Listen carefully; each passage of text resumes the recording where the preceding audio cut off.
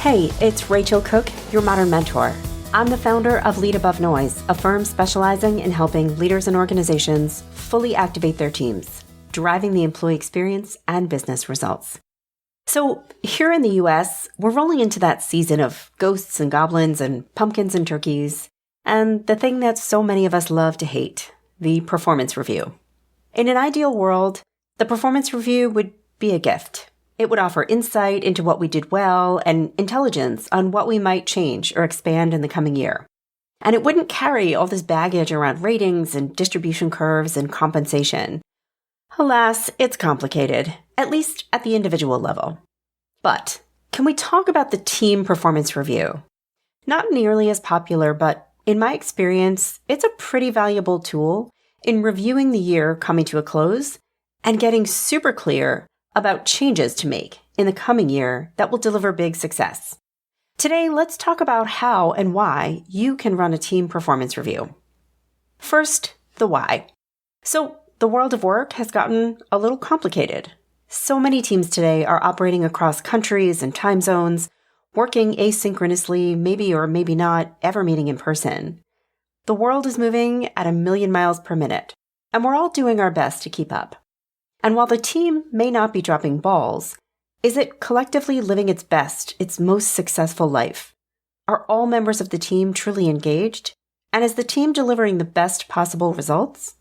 Usually these days, the answer is kind of no. Simply because we don't have the time and space to step back, to reflect, and determine what's working well and what we need to optimize. This is what the team performance review is designed to do, to fully activate your team, maximizing their engagement and their performance.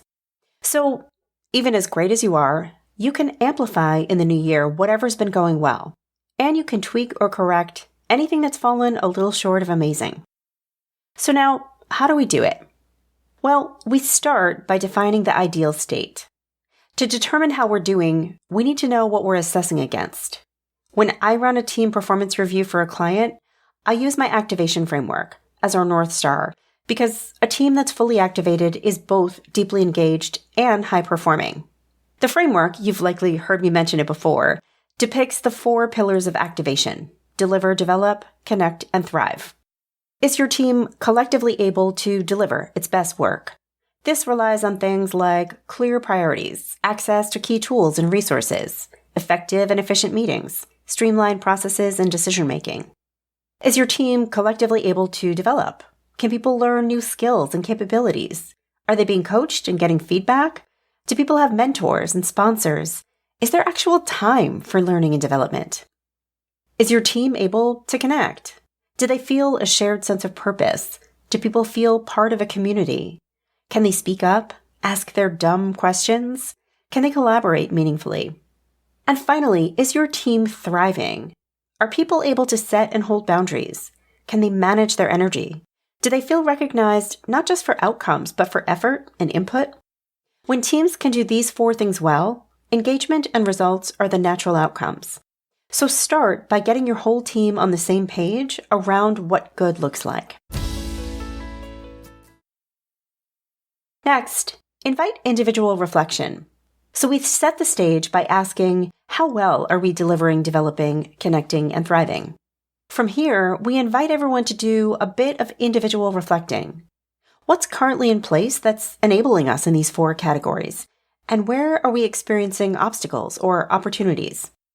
Invite each team member to consider and capture their own ideas. No idea is too small, because often it's the tiniest suggestions that move us furthest, fastest. Next, have a safe, open dialogue. Now it's time to bring the team together and hash it all out. Someone needs to facilitate. Ideally a third party, but equally it can be the leader or a designated team member. Key here is to create a safe space. All comments and ideas must be welcome, and the listening happens with curiosity, not defense. The goal is to generate answers to questions like, what are the things that are most notably activating us today? These are the things we want to make sure we amplify in the coming year.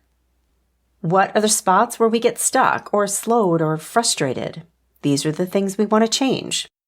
And we want to focus on actions. So your team might come up with things like, The weekly cross-team meeting between product and sales has been a huge enabler, keeping us aligned on priorities. So let's definitely keep this up in the new year. Or mandatory fun ice cream socials as a way to force us into the office just has not been driving connection. It's making us kind of grumpy and now we hate ice cream. So in the new year, let's experiment with some new ways to drive connection. Maybe opt-in book clubs or speed networking with colleagues. Keep this list growing. Put all the ideas out there. Finally, choose a handful of actions. Prioritize. The performance review is only as valuable as the changes it enables you to make, thoughtfully. So while the team may generate 25 potential actions, ask everyone to vote. What would they start with? What's most likely to be a quick win? To make one thing more efficient, more fun, or more engaging? Just choose 2 or 3 and let those ideas fuel your plan for the new year. Running these sessions, delivering insights and value to teams who are sure to have a better experience in the new year, is one of the greatest joys of my job. If I can help, don't be shy. Reach on out. And if you've got this, then happy performance reviewing. Join me next week for another great episode. Until then, visit my website at leadabovenoise.com. If your organization is looking to dial up its employee experience or deliver some leadership development that activates change. You can follow Modern Mentor on Apple Podcasts, Spotify, or wherever you listen to podcasts. Find and follow me on LinkedIn. Thanks so much for listening and have a successful week.